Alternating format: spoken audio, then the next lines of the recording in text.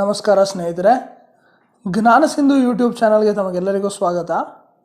Last ಕ್ಲಾಸ್ನಲ್ಲಿ ನಾವು dot ಕನ್ವೆನ್ಷನ್ನು, dependent energy sources ಇದ್ರ ಬಗ್ಗೆ ತಿಳ್ಕೊಂಡ್ವಿ. ಅದರ ಹಿಂದಿನ ಕ್ಲಾಸ್ನಲ್ಲಿ ನಾವು ಆ್ಯಕ್ಟಿವ್ ಎನರ್ಜಿ ಸೋರ್ಸಸ್ಸು ಮತ್ತು ಕನ್ವೆನ್ಷನ್ಸ್ ಅಂದರೆ ನಾರ್ಮಲ್ ಕನ್ವೆನ್ಷನಲ್ ಕರೆಂಟ್ ಅಂದ್ರೇನು, ಎಲೆಕ್ಟ್ರಾನ್ ಕರೆಂಟ್ ಅಂದ್ರೇನು, ವ್ಯತ್ಯಾಸ ಏನು, ಯಾವ ರೀತಿ ಬಂತು, ಹಾಗೆ different definitions of voltage, current ಮತ್ತು ಪ್ಯಾಸಿವ್ ಎಲಿಮೆಂಟ್ಸ್ ಅಕ್ರಾಸ್ ಯಾವ ರೀತಿ ಇರುತ್ತೆ ವೋಲ್ಟೇಜ್ ಆ್ಯಂಡ್ ಕರೆಂಟ್, ಇದನ್ನೆಲ್ಲನೂ ಕೂಡ ನಾವು ತಿಳ್ಕೊಂಡಿದ್ವಿ. ಸೊ ಇವತ್ತು ನಾವು ಲಾಸ್ಟ್ ಕ್ಲಾಸ್ನಲ್ಲಿ ನಾವು ತಿಳ್ಕೊಂಡಿದ್ದಂತಹ ಸಬ್ಜೆಕ್ಟ್ಸ್ ಮೇಲೆ ಒಂದಷ್ಟು ಪ್ರಾಬ್ಲಮ್ಸ್ನ ವರ್ಕ್ ಮಾಡೋಣ. ಸೊ ಈ ಎಕ್ಸಸೈಸಸ್ನ ನಾನು ವ್ಯಾನ್ ವ್ಯಾಲ್ಕನ್ಬರ್ಗ್ ಟೆಕ್ಸ್ಟ್ ಬುಕ್ಕಿಂದ ನಾನು ತೊಗೋತಾ ಇದ್ದೀನಿ. ಲಾಸ್ಟ್ ಒಂದು ಕ್ಲಾಸ್ನಲ್ಲಿ ತೋರಿಸಿದೆ network analysis from van Valkenburg. ಇದು one of the best text book to understand the subject ಅಂತ ಅಂದ್ಬಿಟ್ಟು. ಸೊ ಇದರಲ್ಲಿ ಇರೋವಂಥ ಒಂದು ಎಕ್ಸಸೈಸ್ ಪ್ರಾಬ್ಲಮ್ಸನ್ನು ಇವತ್ತು ವರ್ಕೌಟ್ ಮಾಡಿ ಸೊಲ್ಯೂಷನ್ನು ಮತ್ತು ಅದರ ಎಕ್ಸ್ಪ್ಲನೇಷನ್ನು ಯಾವ ರೀತಿ ಬರುತ್ತೆ ಮತ್ತು ನಮ್ಮ ಅಂಡರ್ಸ್ಟ್ಯಾಂಡಿಂಗ್ನ ಇನ್ನೂ ಒಂದು ಬೆಟರ್ ಮಾಡ್ಕೊಳ್ಳೋದಕ್ಕೆ ಯಾವ ರೀತಿ ಈ ಪ್ರಾಬ್ಲಮ್ಸ್ ನಮಗೆ ಹೆಲ್ಪ್ ಆಗುತ್ತೆ ಅನ್ನೋದನ್ನು ನೋಡೋಣ. ಸೊ ಇದು ಮೊದಲನೇ ಪ್ರಶ್ನೆ. ಈ ಮೊದಲನೇ ಪ್ರಶ್ನೆಯಲ್ಲಿ ನೀವು ನೋಡ್ಬೋದು, the output is A current source but it is controlled by voltage. So this is nothing but a voltage controlled current source. So ಈ voltage controlled current source ಏನು ಕೇಳ್ತಿದ್ದಾರೆ ಅಂದರೆ, for the controlled source shown in figure prepare a plot similar to that given in figure 2.8b. So 2.8b ನಲ್ಲಿ ಏನು ಕೇಳಿದ್ದಾರೆ ಅಂತಂದರೆ, ಇದರ V I ಕ್ಯಾರೆಕ್ಟರಿಸ್ಟಿಕ್ಸ್ನ ಕೇಳಿದ್ದಾರೆ. ಯಾವ V I characteristics? So it is the output V I characteristics. ಅಂದರೆ ಇದರ V2 ವರ್ಸಸ್ I2 ಗ್ರಾಫನ್ನು ಅವರು ಕೇಳ್ತಿದ್ದಾರೆ. ಸೊ ಈ ಪ್ರಾಬ್ಲಮ್ನಲ್ಲಿ output voltage is V2, the output current is I2. ಯಾವ ರೀತಿ ಬರುತ್ತೆ ವಿ ಐ ಕ್ಯಾರೆಕ್ಟರಿಸ್ಟಿಕ್ಸು ಅಂತಂದ್ಬಿಟ್ಟು ನಾವೀಗ ನೋಡೋಣ.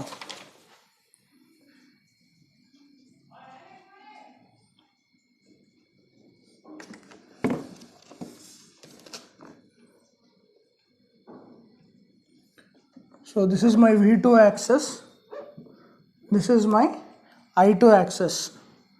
ಸೊ ಈಗ ನಾವು ಇದರಲ್ಲಿ ಮೇಯ್ನಾಗಿ ಗಮನಿಸಬೇಕಾಗಿರೋದೇನು ಅಂತಂದರೆ, this is nothing, even though it is a dependent source, it is the value of the output is dependent on the input voltage.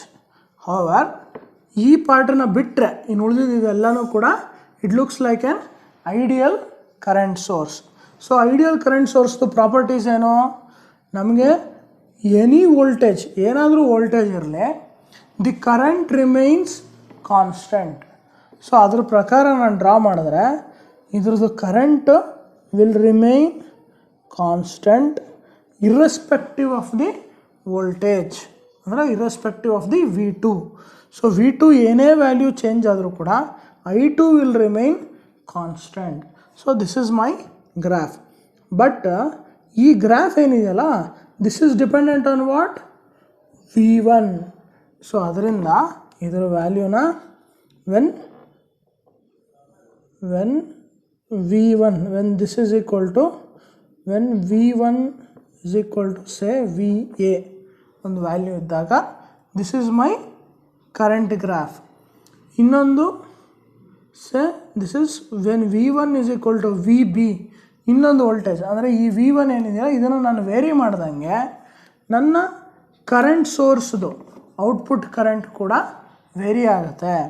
So ನಾವು this, so there are some series of graphs, ಅಂದರೆ ಈ ರೀತಿ ಹೋಗುತ್ತೆ, which is dependent on the value of V1. So ಇದನ್ನು draw ಮಾಡಬೇಕಾದ್ರೆ ನಾವು at least 2 ಗ್ರಾಫ್ಸನ್ನು ನಾವು ಡ್ರಾ ಮಾಡಬೇಕು to show that the current output is dependent on the input voltage. So ಇಲ್ಲಿ V1 is equal to VA ಇದ್ದಾಗ ಒಂದು ಕರ್ವು, V1 equal to VB ಇದ್ದಾಗ ಇನ್ನೊಂದು ಕರ್ವು. ಆ್ಯಂಡ್ ದಿಸ್ ಕರ್ವ್ ಎಂಡಲ್ಲಿ ನೀವು ಇದನ್ನು ಮಾರ್ಕ್ ಮಾಡಬೇಕಾದ್ರೆ ಸ್ವಲ್ಪ ಹೀಗೆ ಡ್ಯಾಶಸ್ ಮಾರ್ಕ್ ಮಾಡಬೇಕು, ಬಿಕಾಸ್ ಇಟ್ ಈಸ್ ಎಷ್ಟು ಎಕ್ಸ್ಟೆಂಟಲ್ಲಿ V2 ಮಾಡಿಫೈ ಆದರೂ ಕೂಡ the current will remain consistent ಅನ್ನೋದನ್ನು ತೋರಿಸ್ಲಿಕ್ಕೋಸ್ಕರ. So this is the output ಅಥವಾ this is the solution to this problem. Next ಪ್ರಾಬ್ಲಮ್ಗೆ ಹೋಗೋಣ. ಸೊ ಸೆಕೆಂಡ್ ಪ್ರಾಬ್ಲಮ್ ಒಂದು repeat the same solution for the problem 1 ಅಂತ ಈ ಒಂದು ಚಿತ್ರಣ ಕೊಟ್ಟಿದ್ದಾರೆ. ಸೊ ಇಲ್ಲಿ ನಾವು ನೋಡ್ಬೋದು ದಿಸ್ ಈಸ್ ಈ ಸೈಡ್ ಬಿಟ್ಟರೆ ಈ ಕಡೆ ಇದನ್ನು this is nothing but the voltage source ಇದು. ಸೊ ನಾವು voltage source is controlled by input current. So this is current controlled voltage source. So ಈ ಕರೆಂಟ್ ಕಂಟ್ರೋಲ್ಡ್ ವೋಲ್ಟೇಜ್ ಸೋರ್ಸ್ಗೆ what they are asking is V2 versus I2 graph. So draw ಮಾಡೋಣ. This is my V2 curve, this is my I2, the axis. So now this is nothing but the voltage source. So ideal voltage source the characteristics you know, the voltage will remain constant irrespective of the output current. So output current ಎಷ್ಟೇ ಇರ್ಬೋದು ಅಂದರೆ loading ಏನೇ ಇರ್ಬೋದು ಇಲ್ಲಿ, irrespective of that load this V2 will remain constant. So then draw ಮಾಡೋಣ. V2 will remain constant. Now this is the graph for this output voltage. However my output voltage is dependent on what? Input current. So ನನ್ನ input current change ಆದಂಗೆ ಈ output voltage ಕೂಡ change ಆಗುತ್ತೆ. So ಈಗ ನಾನು ಅದನ್ನು ಇನ್ನೊಂದು ಗ್ರಾಫ್ನಲ್ಲಿ represent ಮಾಡ್ತೀನಿ. ಸೊ ನಾವು this is when I1 is equal to IA and this is when I1 is equal to IB. So for different values of I1 the output voltage will vary. So the output voltage is dependent on input current I1. So ಇದನ್ನು ಬರಿಬೇಕಾದ್ರೆ ನಾನು ಹೇಳಿದೆ ಲಾಸ್ಟಲ್ಲಿ this will be extended. ಯಾಕೆ ಅಂತಂದರೆ irrespective of the output current the output voltage will remain constant. So this is the solution to this problem. Next problem ಹೋಗೋಣ. So next problem ಬಂದು ಇದೊಂದು ಬ್ಯಾಟ್ರಿದು internal circuit ಅಂತ ಹೇಳಿದ್ದಾರೆ, ಇಂಟರ್ನಲ್ ಸರ್ಕ್ಯೂಟ್ ಟೊಪಾಲಜಿ. ಸೊ ಇದರೊಳಗೆ ಏನಿದೆ ಅಂತಂದರೆ ಒಂದು ವೋಲ್ಟೇಜ್ ಸೋರ್ಸನ್ನು ಅವರು ರೆಪ್ರೆಸೆಂಟ್ ಮಾಡಿದ್ದಾರೆ ಬ್ಯಾಟ್ರಿದು ಒಂದು ಇಂಟರ್ನಲ್ ಸರ್ಕ್ಯೂಟಲ್ಲಿ. And that voltage source is having one internal resistance named RB. So ಈ RB ಇಂಟರ್ನಲ್ ರೆಸಿಸ್ಟೆನ್ಸ್ಗೆ ಇಲ್ಲೊಂದು ಕರೆಂಟ್ ಕೊಟ್ಟಿದ್ದಾರೆ, ಇದೊಂದು the output the actual output voltage ಏನು ಬ್ಯಾಟ್ರಿಯಿಂದ ಸಿಗುತ್ತೆ ಅದನ್ನು ಇಲ್ಲಿ ರೆಪ್ರೆಸೆಂಟ್ ಮಾಡಿದ್ದಾರೆ. ಸೊ ಇದಕ್ಕೆ ಅವ್ರು ಏನು ಕೇಳ್ತಾರೆ, ಪ್ಲಾಟ್ I ಅಂದರೆ the output current as a function of V. So ಅಂದರೆ ಇಲ್ಲಿ I is equal to F of V. So ಇದನ್ನು ಪ್ಲಾಟ್ ಮಾಡಬೇಕು ಅಂತ. Next identify the slopes, intercepts, ಇದನ್ನೆಲ್ಲನೂ ಕೂಡ ಐಡೆಂಟಿಫೈ ಮಾಡಿ. ಸೊ ಇದನ್ನು ಮಾಡೋದಕ್ಕೆ ಮುಂಚೆ ಈಗ I is equal to F of V ಅಂದರೆ this is nothing but Y is equal to F of X ಅಂತ ಅಂದ್ಬಿಟ್ಟು ನಾನು ಡಿಫೈನ್ ಮಾಡ್ದಂಗೆ. ಸೊ ನಾವು my Y axis is nothing but the I and my X axis is nothing but V. So now how current is varying with respect to the voltage variation ಅಂತ ಅಂದ್ಬಿಟ್ಟು ಅವರು ಕೇಳ್ತಿದ್ದಾರೆ. So ಇದನ್ನು draw ಮಾಡಬೇಕು ಅಂದರೆ first ನಾವೇನು ಮಾಡೋಣ ಅಂದರೆ, ಸಪೋಸ್ ಈಗ ಇದು ಕರೆಂಟ್ಲಿ ನಾವು it is N open circuit. So ಇಲ್ಲಿ ಯಾವುದೇ ಲೋಡನ್ನು ನಾನು ಕನೆಕ್ಟ್ ಮಾಡಿಲ್ಲ. ಸೊ ಲೋಡನ್ನ ಕನೆಕ್ಟ್ ಮಾಡಿಲ್ಲ ಅಂದಾಗ ಏನಾಗುತ್ತೆ, the current flowing from this terminal to this terminal is 0. So current 0 ಇದೆ ಈ ಪಾಯಿಂಟು. ನಾವು ಕರೆಂಟ್ 0 ಇದ್ದಾಗ ವೋಲ್ಟೇಜ್ ಏನಿದೆ ಇದರ ಅಕ್ರಾಸು, ಇಟ್ ಈಸ್ V. ಸೊ ಈ V ವೋಲ್ಟೇಜ್ ಎಷ್ಟು ಬರುತ್ತೆ, this is nothing but the actual V. ಯಾಕೆಂದರೆ ಇಲ್ಲಿ ಯಾವುದೇ ಕರೆಂಟ್ ಫ್ಲೋ ಆಗದಿರೋದ್ರಿಂದ ಇಲ್ಲಿ ಯಾವುದೇ ರೀತಿಯಾದಂತಹ ಒಂದು ಡ್ರಾಪ್ ಇರೋದಿಲ್ಲ, ಈ ಜಾಗದಲ್ಲಿ ವೋಲ್ಟೇಜ್ ಡ್ರಾಪ್ ಇರೋದಿಲ್ಲ. ಸೊ ನಾವು the output voltage V is nothing but V. So ಇಲ್ಲಿ say this is my point value V. Okay. So now with respect to say different ಒಂದು ಲೋಡಿಂಗ್ ಏನೋ ಒಂದು ವೇರಿಯೇಷನ್ ಆಗ್ತಾ ಹೋಗುತ್ತೆ. ಇಲ್ಲಿ 1 ಓಮ್ ಹಾಕಿದ್ರೆ ಅದಕ್ಕೇನೋ ಒಂದು ವೇರಿಯೇಷನ್ ಲೋಡ್ ಬರುತ್ತೆ, 2 ಓಮ್ಸ್ ಹಾಕಿದ್ರೆ ಅದಕ್ಕೇನೋ ಒಂದು ವೇರಿಯೇಷನ್ ಬರುತ್ತೆ. So we will go to the other extreme. Say I will short circuit it, ಅಂದರೆ ಇಲ್ಲಿಂದ ಇಲ್ಲಿಗೆ ಡೆಡ್ ಶಾರ್ಟ್ ಮಾಡ್ತೀನಿ. ನಾವು ಡೆಡ್ ಶಾರ್ಟ್ ಮಾಡಿದ ತಕ್ಷಣ what is the value of V? It is nothing but 0. ಯಾಕೆಂದರೆ you are dead short at the output. So ನಾವು when V0 ಅಂದರೆ V0 ಅಂದರೆ ಈ ಪಾಯಿಂಟ್. ಸೊ V0 ಆದಾಗ what is the value of current? I is nothing but V/RB. ಯಾಕೆ? Ohm's law ಇಂದ V is equal to IR. So ಇದ್ರ ಸುತ್ತಲೂ ಹರಿತಾ ಇರೋವಂಥ ಕರೆಂಟು I ಆಗಿರೋದ್ರಿಂದ ಇಲ್ಲಿ ಯಾವುದೇ ಡ್ರಾಪ್ ಇಲ್ಲದೆ ಇರೋದ್ರಿಂದ so the voltage across this RB is nothing but the power voltage is nothing but I into RB. So ಇದ್ರ ಸುತ್ತಲೂ ಬರ್ತಾ ಇರೋದು. ಸೊ ಈಗ ಕರೆಂಟ್ ಎಷ್ಟು ಫ್ಲೋ ಆಗ್ತಾ ಇದೆ ಅಂತಂದರೆ current is nothing but the voltage divided by the resistance. So I is nothing but equal to V divided by RB. So ಈ point V divided by RB ಇರುತ್ತೆ. ಸೊ ನಾವು this represents the curve. So ಈ curve ನಮಗೆ ಈ ಒಂದು IV characteristics ಯಾವ ರೀತಿ very ಆಗುತ್ತೆ. ಸೊ ಇಲ್ಲಿ ಡಿಫ್ರೆಂಟ್ ವ್ಯಾಲ್ಯೂಸ್ ಆಫ್ ರೆಸಿಸ್ಟೆನ್ಸ್ಗೆ ಇದು ಪ್ಲಾಟ್ ಕೂಡ ವೇರಿ ಆಗ್ತಾ ಹೋಗುತ್ತೆ. ಸೊ ಇಲ್ಲಿ V ಇರೋದು ಔಟ್ಪುಟ್ ವೋಲ್ಟೇಜು, ನಮಗೆ ರೆಸಿಸ್ಟೆನ್ಸ್ ಆ್ಯಡ್ ಮಾಡ್ತಾ ಮಾಡ್ತಾ ಮಾಡ್ತಾ ಮಾಡ್ತಾ ಮಾಡ್ತಾ it will be varying. So once it is dead short ಈ ಥರ ಬರುತ್ತೆ, once it is open circuit the voltage will be in this. So ಈಗ ಇದ್ರದ್ದು ಏನು ಕೇಳ್ತಾರೆ next, they are asking for A slope. Slope ಅಂತಂದ್ರೇನು? ಇದು slope of a line is nothing but this is a straight line, ನಾವು ಇದನ್ನು ನೋಡ್ತಾ ಇದ್ದೀವಿ. So slope of a line ಅಂತಂದರೆ geometrically speaking it is M ಅಂತ ಡಿಫೈನ್ ಮಾಡ್ತೀವಿ, nothing but delta y by delta x.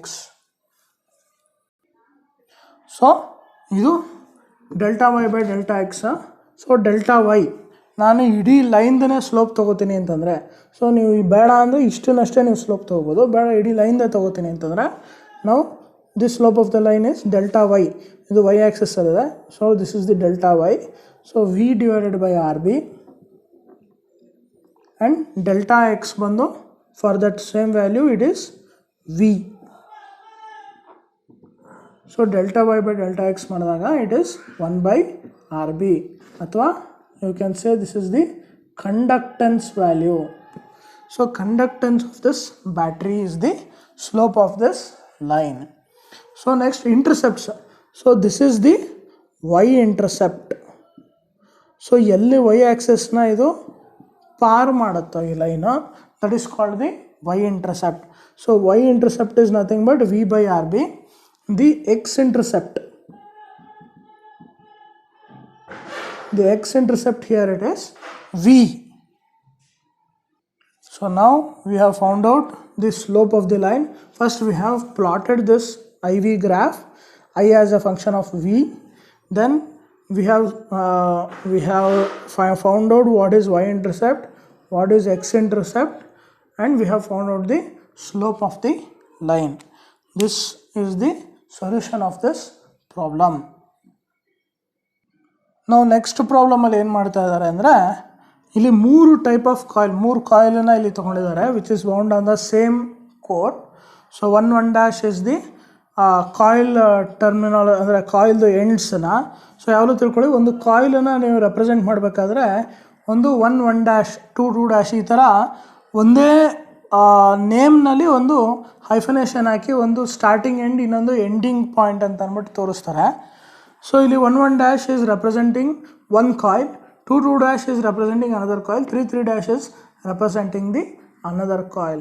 So ನೀವು ಇಲ್ಲಿ ನೋಡ್ಬೋದು ಸೆನ್ಸ್ ಆಫ್ ವೈಂಡಿಂಗ್, ಅಂದರೆ ಒಂದನ್ನು ಹೀಗೆ ಈ ಕಾಯಿಲ್ ಮೇಲಿಂದ ಹೀಗೆ ತೊಗೊಂಡೋಗಿ ಹೀಗೆ ಸುತ್ತಕೊಂಡು ಹೊರಗಡೆ ಬಂದಿದೆ, ಇನ್ನೊಂದು ರಿವರ್ಸ್ ಅಂದರೆ ಕೆಳಗಡೆಯಿಂದ ತೊಗೊಂಡು ಹೀಗೆ ಮೇಲಕ್ಕೆ ಸುತ್ತಕೊಂಡು ಬಂದಿದೆ, ಮೂರನೇದು again in the same way ಅಂದರೆ ಆ್ಯಕ್ಚುಯಲ್. ಸೊ ಮೇಲಿಂದ ತೊಗೊಂಡು ಕೆಳಗೆ ಹೀಗೆ ಕ್ಲಾಕ್ ವೈಸ್ ಅಂತ ಅಂದ್ಕೊಂಡ್ರೆ ಹೀಗೆ ಬರುತ್ತೆ, ಇದು ಆ್ಯಂಟಿ ಕ್ಲಾಕ್ ವೈಸ್ 2 ಮತ್ತು 2 ಸೊ ಈ ಥರ ಮಾಡಿದ್ದಾರೆ.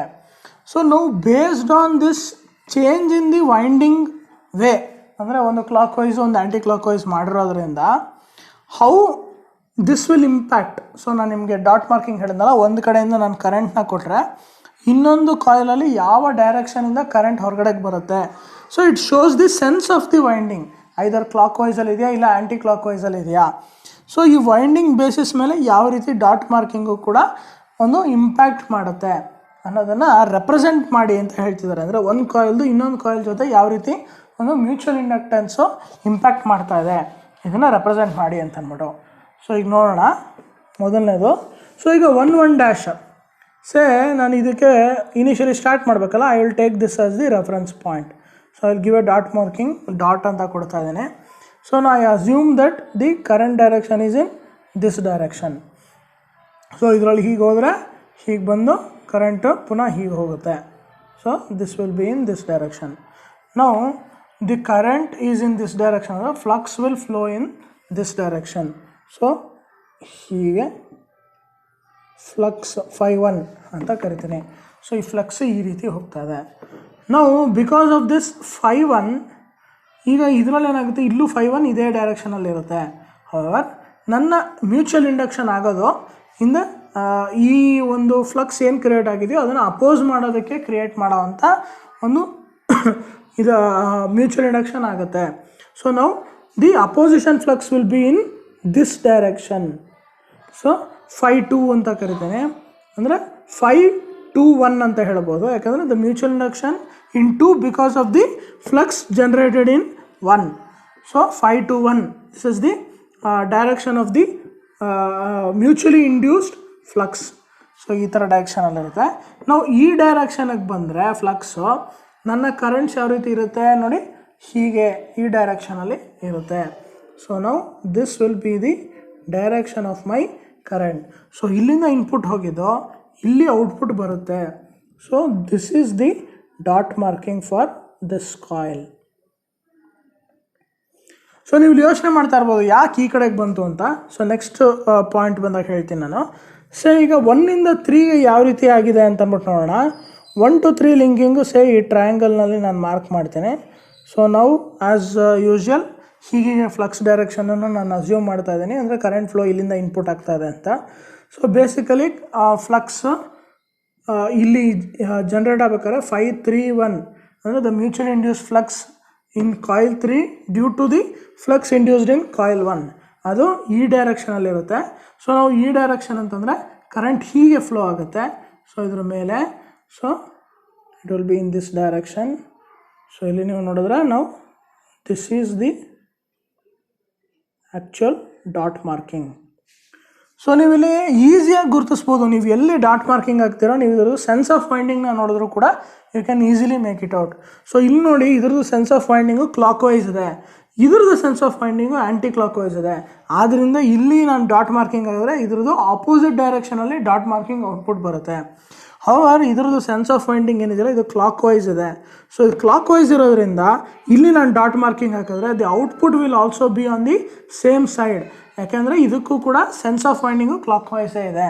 ಸೊ ನೀವು ವೈಂಡಿಂಗ್ ಸೆನ್ಸ್ ಮೇಲೂ ಕೂಡ you can put the dot marking. So ಈಗ ಕಾಯಿಲ್ 2ದು ಇಂಪ್ಯಾಕ್ಟನ್ನು ನೋಡೋಣ. ಕಾಯಿಲ್ 2ದು ಇಂಪ್ಯಾಕ್ಟ್ ಆನ್ ಕಾಯಿಲ್ 3. ಸೊ ನಾವು I assume that this is the direction of the flow of current. So ಇದಕ್ಕೆ ನಾನೊಂದು ರೆಕ್ಟ್ಯಾಂಗಲಲ್ಲಿ ರೆಪ್ರೆಸೆಂಟ್ ಮಾಡ್ತೇನೆ. ಸೊ ನಾವು ರೆಕ್ಟ್ಯಾಂಗಲಲ್ಲಿ ರೆಪ್ರೆಸೆಂಟ್ ಮಾಡಿದ್ರೆ ನಾವು what is the flow of current ಹೀಗೆ ಇನ್ಪುಟ್ ಆಗ್ತಾ ಇದೆ. So this is the flux direction. So flux will flow in this direction.